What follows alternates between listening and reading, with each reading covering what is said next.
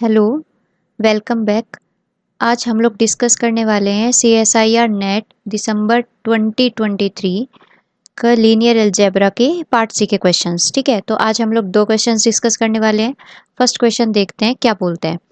कह रहे कि टी है वो मेरे पास R5 से R5 एक लीनियर ट्रांसफॉर्मेशन गिवन है। ठीक है, सपोज दैट कह रहे कि तीन वेक्टर्स हमें गिवन है। ठीक है, कह रहे कि तीन वेक्टर क्या कर रहे हैं, span the null space of T, यानी टी का जो नल स्पेस है, ठीक है, टी का जो नल स्पेस है वो इन तीनों वेक्टर से क्या हो रहा है, जनरेट हो रहा है। ठीक है, मैं क्या कह सकती हूँ कि इन तीनों वेक्टर से क्या हो रहा है, जनरेट हो रहा है। ठीक है, कह रहे कि which of the following statement are true, हमें बताना है कि इनमें से कौन सी स्टेटमेंट ट्रू है। सबसे पहले तो रैंक की बात ही पूछी है उसने कि रैंक क्या होगी। अब रैंक तो हमें तब पता चलेगी ना जब इधर मैं चेक करूंगी कि जो नल स्पेस जिससे जनरेट हो रहा है वो तीनों वेक्टर मेरे लीनियर इंडिपेंडेंट है या नहीं है। अगर तीनों वेक्टर लीनियर इंडिपेंडेंट हुए इसका मतलब जो मेरे पास नलिटी आ जाएगी वो तो 3 आ जाएगी। और अगर लीनियर इंडिपेंडेंट नहीं हुए तो इसका मतलब देखना पड़ेगा जितनी नॉन जीरो रोज मेरे पास बचेंगी वो नलिटी डिफाइन करेगी। ठीक है, तो वहां से मुझे पता चलेगा। अब देखते हैं इसको किस तरीके से कर सकते हैं। सबसे पहले देखो वेक्टर्स मुझे क्या क्या गिवन है। जो वेक्टर्स गिवन है उनको मैं क्या करूंगी, चेक करूंगी कि वो लीनियर इंडिपेंडेंट है या लीनियर डिपेंडेंट है। तो उसको मैं क्या करती हूँ, मैट्रिक्स मेथड से चेक कर लूंगी। ठीक है, सबसे पहले इनको क्या लिखेंगे, रोज में लिख देंगे वेक्टर्स को। क्या क्या वेक्टर्स गिवन है, एक मिनट, हाँ, क्या क्या वेक्टर्स गिवन है देखिए, 1 -1 2 4 0। ठीक है, एक वेक्टर। दूसरा वेक्टर 4 6 1 6 0। ठीक है, एंड थर्ड वेक्टर 5 5 3 9 0। ठीक है, ये मुझे वेक्टर्स गिवन है। अब मुझे क्या करना है, इनको चेक करना है कि लीनियर इंडिपेंडेंट है या नहीं है। तो इस पे क्या कर दूंगी, रो ट्रांसफॉर्मेशन अप्लाई कर दूंगी। ठीक है, रो ट्रांसफॉर्मेशन अप्लाई करेंगे तो ये क्या आएगा, देखो इस सेकंड रो को मैं 4 से मल्टीप्लाई करवा, फर्स्ट को 4 से मल्टीप्लाई करवा के सेकंड में से सब्ट्रैक्ट करूंगी। देन ये मेरे पास क्या आएगा, 0 10। ठीक है, -7 -10 एंड 0। ठीक है, एंड थर्ड रो में क्या करूंगी, फर्स्ट रो को 5 से मल्टीप्लाई करवा के सब्ट्रैक्ट करवा दूंगी। तो ये 0, ठीक है, ये 10, ये -7 एंड ये -11 और 0। ठीक है, फिर इस पे रो ऑपरेशंस दोबारा अप्लाई कर देंगे। तो मुझे क्या मिलेगा, 1 -1 2 4 0। ठीक है, 0 10 -7 -10 एंड 0 एज इट इज। ठीक है, और यहाँ पे क्या आ जाएगा, 0 0 0। ठीक है, एंड क्या आ जाएगा, -1 और 0। इसका मतलब यहाँ पे मुझे क्या मिला, तीन लीनियर, तीन क्या मिली, नॉन जीरो रोज मिली है ना, तीन नॉन जीरो रोज मिली। इसका मतलब, और ये वेक्टर्स किसके थे, नल स्पेस के थे। इसका मतलब जो नलिटी आई वो मेरे पास क्या आ गई, नलिटी में क्या बोल सकती हूँ यहाँ से कि जो मेरे पास नलिटी आई किसकी, जो टी था उसकी नलिटी मेरे पास क्या आ गई, 3 आ गई, क्योंकि उसके पास तीनों रोज कैसे निकल गई, लीनियर इंडिपेंडेंट।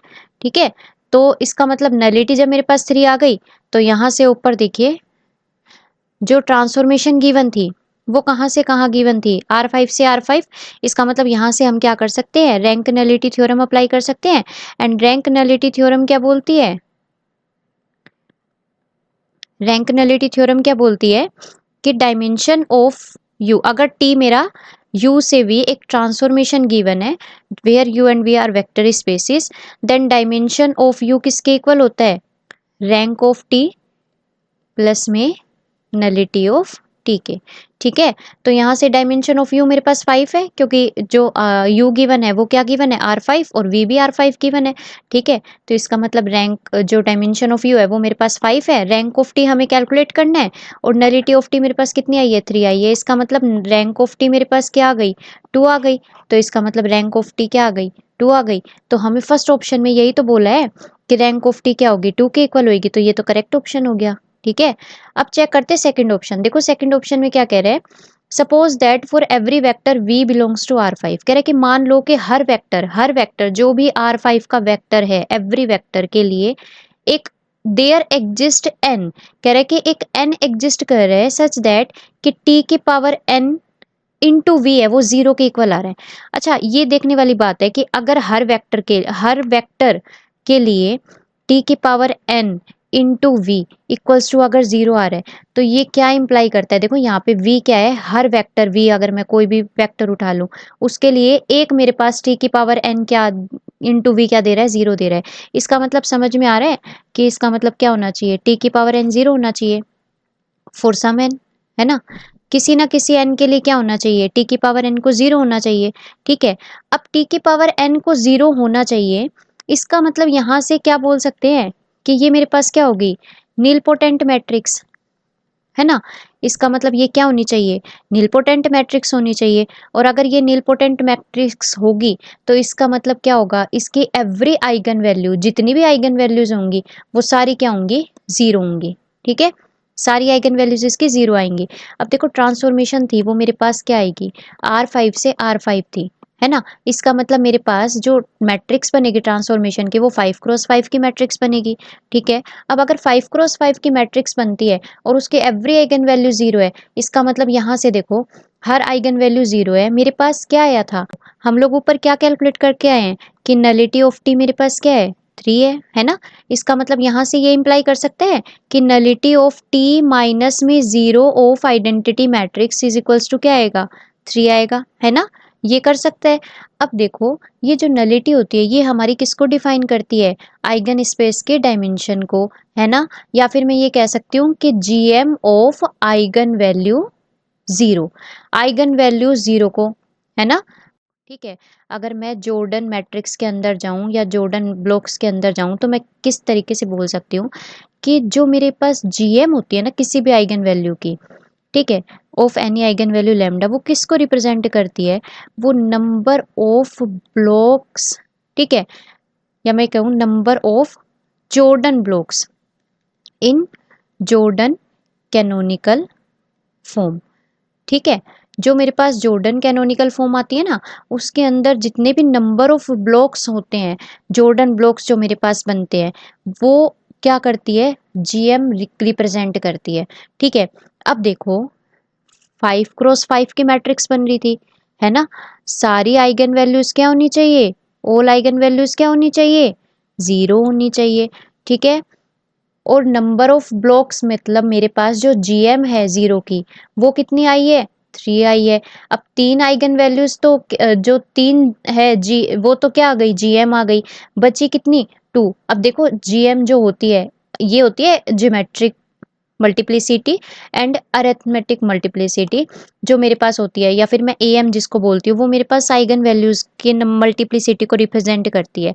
ठीक है, अब देखो जो क्या बोलते हैं एएम है 0 की वो तो 5 है क्योंकि आइगन वैल्यू सारी 0 है, इसका मतलब जो उसकी एएम हो जाएगी वो मेरे पास 5 हो जाएगी, है ना। एएम 5 है, जीएम 3 है, इसका मतलब क्या होगा, जो नंबर ऑफ ब्लॉक्स बनेंगे Jordan blocks Jordan canonical form में वो कितने बनने चाहिए, 0 के कोरस्पॉन्डिंग 3 बनने चाहिए। अब वो 3 किस तरीके से बन सकते हैं, हमें ये तो पता है कि 5x5 की मैट्रिक्स बनेगी, है ना, ये तो हमें पता है 5x5 की मैट्रिक्स बनेगी, लेकिन ब्लॉक्स कितने होने चाहिए, 3 होने चाहिए। देखो 5 को अगर मैं बांटना चाहूँ 3 उसमें 3 डिजिट्स में तो इसको मैं किस तरीके से रिप्रेजेंट कर सकती हूँ, या तो मेरे पास 3+1+1 लिखा जाए, है ना, या फिर ये 2+2+1 लिखा जाए, इसके अलावा तो नहीं है ना, इसके अलावा तो मैं 3 पार्ट्स में डिवाइड नहीं कर सकती। इसका मतलब मेरे पास क्या होगा, 3 ब्लॉक्स बनने चाहिए। तो अब ये क्या होगा, 3 ब्लॉक्स किस टाइप से बन सकते हैं, या तो भाई एक 3 का ब्लॉक बने, है ना, या तो एक क्या बने, 3 का ब्लॉक बने और 2 क्या बने, सिंगल सिंगल बने, यही हो सकता है। ठीक है, या फिर क्या हो सकता है, 5x5 की मैट्रिक्स बनेगी, ये वाला तो ये हो गया, या फिर क्या हो सकता है 2 ब्लॉक्स मेरे पास क्या बने, 2 ऑर्डर के, ठीक है, और एक क्या बने, सिंगल। ठीक है, तो यहाँ से हमें क्या मिल गई, ये 2 मैट्रिक्सेस मिल गई। हमें क्या चेक करना है कि टी स्क्वेयर और टी क्यूब इनमें से कौन सा 0 आ रहा है, लेकिन वो होना चाहिए कि दोनों मैट्रिक्स सेटिस्फाई करें। ठीक है, अगर टी स्क्वायर इक्वल्स टू 0 आ रहा है तो ये टी स्क्वायर इक्वल्स टू 0 दोनों मैट्रिक्स सेटिस्फाई करनी चाहिए। ठीक है, ऐसा नहीं कि एक मैट्रिक्स सेटिस्फाई करी तो हमने बोल दिया कि टी स्क्वायर 0 होना चाहिए, नहीं, हमारे पास क्या होना चाहिए, दोनों मैट्रिक्स को सेटिस्फाई करना चाहिए। तो हम चेक करेंगे, पहले इस वाली मैट्रिक्स को चेक करेंगे, तो इस वाली मैट्रिक्स से हम देखते हैं। तो अगर मैं इसको क्या करती हूँ, इसको टी स्क्वायर अगर मैं कैलकुलेट करती हूँ इस वाली मैट्रिक्स के लिए, मैंने क्या किया, इस वाली मैट्रिक्स को लिया और इसके लिए मैं क्या कर रही हूँ, टी स्क्वायर कैलकुलेट कर रही हूँ। तो उसको टी स्क्वायर कैलकुलेट करने के बाद क्या आएगा, देखिए इसको मैं फर्स्ट कॉलम फर्स्ट रो को फर्स्ट कॉलम के साथ करूंगी, 0 आएगा। ठीक है, देन इसको इसके साथ किया, इसको इसके साथ किया, 0 आएगा। ठीक है, इसको इसके साथ किया तो ये 1 आ जाएगा, 0 0। ठीक है, इसको मतलब सोल्व कर लेना, ये कुछ इस तरीके की मैट्रिक्स बनेगी। ठीक है, ये बनेगा। टी स्क्वायर तो 0 नहीं आया मेरे पास, है ना। इसको भी चेक कर लेते हैं, इसका टी स्क्वायर क्या आ रहा है, इसका टी स्क्वायर क्या आ रहा है। देखो इसका टी स्क्वायर तो 0 ही आ जाएगा, है ना, ये पूरा ही 0 आ जाएगा। ठीक है, ये पूरी 0 मैट्रिक्स बन जाएगी। ओके, लेकिन यहाँ पे ये तो 0 नहीं हुई, सिर्फ ये 0 ही है। हमें तो दोनों मैट्रिक्स की रिप्रेजेंटेशन आई है हमारे पास, तो हमें तो दोनों को देखना पड़ेगा। तो यहाँ पे जब मैं इसका टी क्यूब कैलकुलेट करूंगी ना, तो वो टी क्यूब मुझे क्या आ जाएगा, 0 आ जाएगा। यहाँ पे भी टी क्यूब क्या आ जाएगा, 0, क्योंकि टी स्क्वायर ही 0 है। इसका मतलब क्या हुआ, टी, अब टी क्यूब के बाद आप चाहे T4 करो, T5 करो, कुछ भी करो, तो वो सब 0 आएंगे। इसका मतलब यहाँ से क्या हुआ, इन दोनों रिप्रेजेंटेशन से मुझे क्या मिला, इन दोनों रिप्रेजेंटेशन से मुझे क्या मिला कि मेरा जो टी क्यूब है ना, वो क्या आना चाहिए, 0 के इक्वल आना चाहिए। तो इसका मतलब मैं यहाँ से क्या बोल सकती हूँ कि जो मेरा सेकंड ऑप्शन है वो तो गलत है, क्योंकि इसमें टी स्क्वायर की बात करी और इसने मस्ट बोला है ना। मे बोलता तो 0 हो जाता। ठीक है, मस्ट बोला है, गलत हो जाएगा, तो थर्ड ऑप्शन करेक्ट हो जाएगा।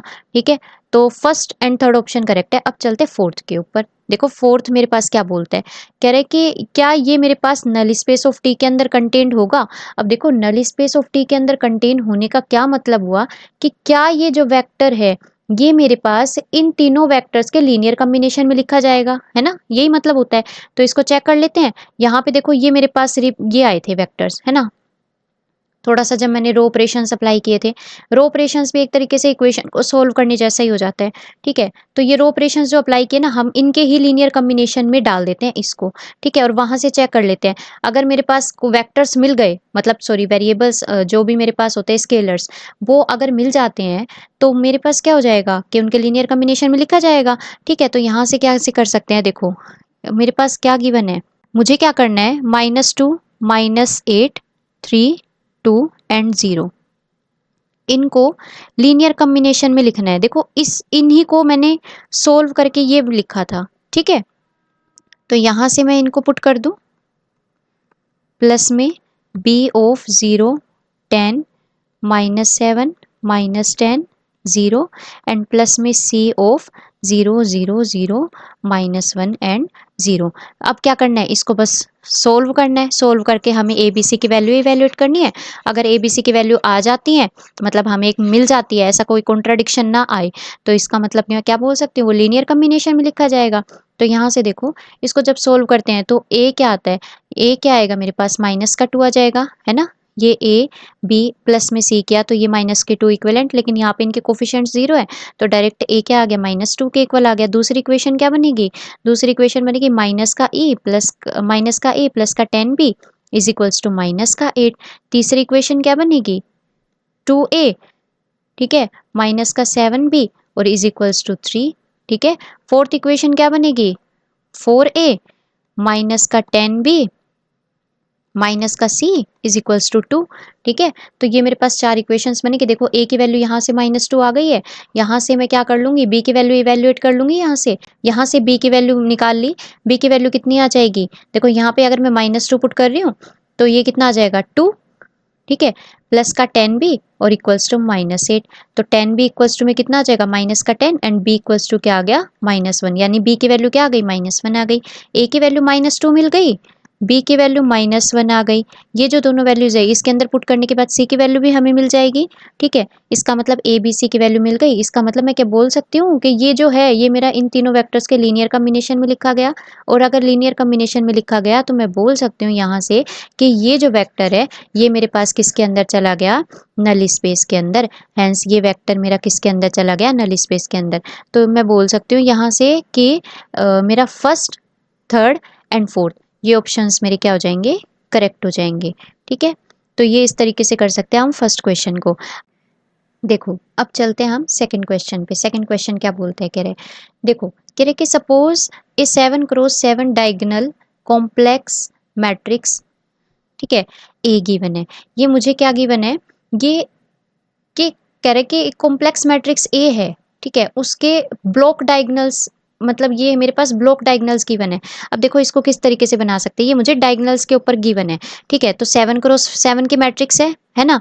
इसका मतलब फर्स्ट ब्लॉक तो 0 है, ठीक है। सेकेंड ब्लॉक 1 है। थर्ड ब्लॉक क्या बोल रहा है, थर्ड ब्लॉक 0 1 0 0, ठीक है। फोर्थ ब्लॉक क्या बोल रहा है, फोर्थ ब्लॉक बोल रहा है 2 पाई आयोटा, है ना, 1 0 0 2 पाई आयोटा 0 0 0 2 पाई आयोटा, ठीक है। ये मेरे पास 7 क्रॉस 7 की एक मैट्रिक्स गिवन है जिसके ऊपर ये डायगोनल ब्लॉक्स बने हुए हैं, ठीक है। अब क्या बोल रहा है, ये कह रहा है कि इनमें से which of the following statements are true, इनमें से कौन सी स्टेटमेंट ट्रू है। देखो सबसे पहले हमें करेक्टरिस्टिक पोलिनोमियल पूछ रहा है ना। देखो करेक्टरिस्टिक पोलिनोमियल क्या होगा, देखो इसकी जो आइगन वैल्यूज हैं वो हमें पता चल रही है। एक तो 0 आइगन वैल्यू है ना। अब 0 कितनी बार रिपीट हो रहा है, देखो ये जो ब्लॉक है ये मेरे पास 2 ऑर्डर का ब्लॉक है, लेकिन इसके आइगन वैल्यूज भी तो 0 ही है। तो इसका मतलब एक आइगन वैल्यू 0 यहाँ पे मिल गई, दो आइगन वैल्यू 0 यहाँ पे मिल गई। तो इसका मतलब मुझे क्या मिला, एक तो पोलिनोमियल एक्स क्यूब मिल गया, है ना, ठीक है। अब देखो 1 जो आइगन वैल्यू है वो एक बार ही है, दोबारा नहीं आ रही। इसका मतलब एक फैक्टर x माइनस 1 मिल गया, ठीक है। अब देखो यहाँ पे 2 पाई आयोटा कितने टाइम्स आ रहा है, 2 पाई आयोटा 3 टाइम्स आ रहा है। इसका मतलब इसके पास क्या हो गई, 2 पाई आयोटा जो आइगन वैल्यू है उसकी मल्टीप्लिसिटी क्या हो गई, 3 हो गई। इसका मतलब x माइनस 2 पाई आयोटा का क्यूब, ठीक है। तो ये मेरे पास क्या बनेगा, इसका करेक्टरिस्टिक पोलिनोमियल। अब देखो क्या गिवन है इसमें करेक्टरिस्टिक पोलिनोमियल, एक्स क्यूब, ठीक है, x minus one and x minus 2 pi iota की पावर 3। तो इसका मतलब करेक्टरिस्टिक पोलिनोमियल तो सही है, तो ये ऑप्शन तो करेक्ट हो जाएगा, ठीक है। अब देखो इसमें क्या बोल रहा है, मिनिमल पोलिनोमियल बोल रहा है। मिनिमल पोलिनोमियल के लिए जब हम चेक करते हैं तो मिनिमल पोलिनोमियल में हमारे पास क्या होता है कि जो मेरे पास जॉर्डन फॉर्म बनती है या जॉर्डन कैनोनिकल फॉर्म जो बनती है मेरे पास, ठीक है, उसमें क्या होता है कि मेरे पास जितने जितने ऑर्डर का हाईएस्ट ब्लॉक होता है ना, जितने ऑर्डर का हाईएस्ट ब्लॉक होता है वो मेरे पास मिनिमल पोलिनोमियल के उस फैक्टर की पावर होती है, ठीक है। अब देखो यहाँ से अगर मैं बात करूँ जीरो के लिए, अगर इसको मैं ऑब्जर्व करूँ तो जीरो के लिए एक तो मेरे पास ये मिल रहा है, एक ब्लॉक मेरे पास ये मिल रहा है, लेकिन हाईएस्ट ऑर्डर का ब्लॉक कौन सा है, ये है, क्योंकि ये तो 1 क्रॉस 1 का है और ये मेरे पास क्या है 2 क्रॉस 2 का है। तो हाईएस्ट ऑर्डर का जो ब्लॉक होता है ना वो मेरे पास मिनिमल पोलिनोमियल में उस आइगन वैल्यू के कोरस्पॉन्डिंग उसकी पावर होती है, उस फैक्टर की पावर होती है। यानी यहाँ से जो मेरे पास एक पोलिनोमियल बनेगा वो किसके कोरस्पॉन्डिंग बनेगा, 0 आइगन वैल्यू के कोरस्पॉन्डिंग, है ना। तो वो मेरे पास क्या बनेगा, x माइनस 0 की पावर 2, क्योंकि हाईएस्ट ऑर्डर ब्लॉक क्या है 2 है, ठीक है। तो ये मेरे पास बन जाएगा 2। अब चलते हैं 1 के ऊपर। अब देखो 1 के ऊपर हाईएस्ट ऑर्डर ब्लॉक सिर्फ एक ही है और वो 1 क्रॉस 1 का है, ठीक है। तो इसका मतलब क्या हो जाएगा, यहाँ से जो मेरे पास मिनिमल पोलिनोमियल आएगा उसमें x माइनस 1 की पावर 1 आ जाएगी। अब देखो 2 पाई आयोटा को ऑब्जर्व करते हैं। अगर देखो यहाँ से ऑब्जर्व करते हैं, इसने तो क्या किया है, हमें एक मैट्रिक्स में दे दिए, है ना। लेकिन यहाँ पे अगर मैं इसको और ध्यान से देखती हूँ तो देखो ये मेरे पास एक ब्लॉक तो ये है ना, और दूसरा ब्लॉक ये है, यानी 2 पाई आयोटा के कोरस्पॉन्डिंग दो ब्लॉक्स बन रहे हैं। लेकिन इसने क्या किया है, इसने दोनों को एक ही सेम मैट्रिक्स में डाल दिया, ठीक है। लेकिन हमें तो यहाँ पे धोखा नहीं खाना है, ठीक है। तो यहाँ से क्या करना है, देखो 2 पाई आयोटा के कोरस्पॉन्डिंग जो हाईएस्ट ऑर्डर ब्लॉक है वो मेरे पास 2 क्रॉस 2 का मिल रहा है ना, ठीक है। तो इसका मतलब, और ये तो 1 क्रॉस 1 का है, तो इसका मतलब मैं यहाँ से क्या बोल सकती हूँ कि जो मेरा 2 पाई आयोटा के कोरस्पॉन्डिंग जो मिनिमल पोलिनोमियल के अंदर फैक्टर आएगा उसकी पावर क्या होनी चाहिए, उसकी पावर क्या होनी चाहिए, 2 होनी चाहिए, है ना। क्योंकि यहाँ पे दो ब्लॉक्स बन रहे हैं, एक 2 क्रॉस 2 का एंड एक 1 क्रॉस 1 का। तो हमें तो हाईएस्ट ऑर्डर ब्लॉक देखना है ना। तो इसका मतलब इसका जो मिनिमल पोलिनोमियल आएगा वो मेरे पास क्या आ जाएगा, x square x minus 1 and x minus 2 pi iota का स्क्वायर। तो मेरे पास मिनिमल पोलिनोमियल ये आया। चलते हैं ऑप्शन की तरफ। ऑप्शन में क्या बोल रखा है, देखो ऑप्शन में क्या बोल रहा है, कह रहे कि मिनिमल पोलिनोमियल वो x square x minus one and x minus two pi iota का क्यूब। हमारा क्या निकला है, एक्स माइनस टू पाई आयोटा का स्क्वायर। इसका मतलब ये ऑप्शन तो क्या हो जाएगा, गलत हो जाएगा। ठीक है, ये ऑप्शन क्या हो जाएगा, गलत हो जाएगा। अब चलते थर्ड ऑप्शन की तरफ। कह रहे कि the dimension of eigen spaces of 0 1 and 2 pi iota are 2 1 3। कह रहे कि जो आइगन स्पेस है 0 के कोरस्पॉन्डिंग वो 2 है, 1 के कोरस्पॉन्डिंग 1 है, 2 पाई आयोटा के कोरस्पॉन्डिंग 3 है। क्या ये सही है या गलत है? तो उसको हमें मतलब इन शॉर्ट क्या निकालना है, हमें चेक करनी है कि जो जीएम है 0 की, 1 की एंड 2 पाई आयोटा की वो क्या आ रही है ना। अब जीएम के लिए क्या करते हैं, देखो कि जो जीएम है ना, जीएम देखो, जीएम हमें पूछ रहा है, जो जीएम होती है किसी भी लैम्डा के कोरस्पॉन्डिंग वो मेरे पास क्या रिप्रेजेंट करती है, number of Jordan blocks, number of Jordan blocks in Jordan canonical form. ठीक है, जॉर्डन कैनोनिकल फॉर्म में जितने भी मेरे पास नंबर ऑफ जॉर्डन ब्लॉक्स होते हैं वो उसको रिप्रेजेंट करती है। ठीक है, तो यहाँ से अगर देखो मैं इसको, इसी मैट्रिक्स को अगर मैं दोबारा बनाती हूँ, देखो इसने तो एक ही ब्लॉक के अंदर डाल दिया था, मैं इस मैट्रिक्स को अगर दोबारा बनाती हूँ तो वो मेरे पास क्या होती है, देखो सबसे पहले तो 0। ठीक है, फिर क्या था, फिर मैं 0 के कोरस्पॉन्डिंग बना लेती हूँ यहाँ पे। ठीक है, फिर 1 ले लेती हूँ एंड देन क्या था, 2 पाई आयोटा के जो ब्लॉक थे वो मेरे पास दो ब्लॉक्स बन रहे थे, एक 2 क्रॉस 2 का एंड एक 1 क्रॉस 1 का। ठीक है, ये तो अब देखो ये मेरे पास 7 क्रॉस 7 की डायगोनल मैट्रिक्स। ठीक है, डायगोनल पे जो ब्लॉक्स हैं वो है। तो अब देखो यहाँ से जो नंबर ऑफ जॉर्डन ब्लॉक्स होते हैं, है ना, वो मेरे पास क्या होते हैं, किसी भी लैम्डा के कोरस्पॉन्डिंग वो जीएम को रिप्रेजेंट करते हैं। अब अगर जीएम मेरे पास पता चल गई तो इसका मतलब आइगन स्पेस पता चल जाएगा। तो यहाँ से देखो जीएम ऑफ 0 अगर निकालते हैं तो GM of 0 number of blocks को रिप्रेजेंट करती है। देखो 0 के कोरस्पॉन्डिंग यहाँ पे अगर मैं ब्लॉक्स देखूं तो कितने ब्लॉक्स हैं, ये 2 ब्लॉक्स है ना, एक ये है और एक ये है। तो इसका मतलब जो जीएम आएगी 0 की वो क्या आएगी, 2 आएगी। ठीक है, अब बात करते हैं जीएम ऑफ 1 की। अब 1 के कोरस्पॉन्डिंग कितने ब्लॉक है, सिर्फ एक ब्लॉक है, तो इसका मतलब जीएम क्या आ जाएगी, 1 आ जाएगी।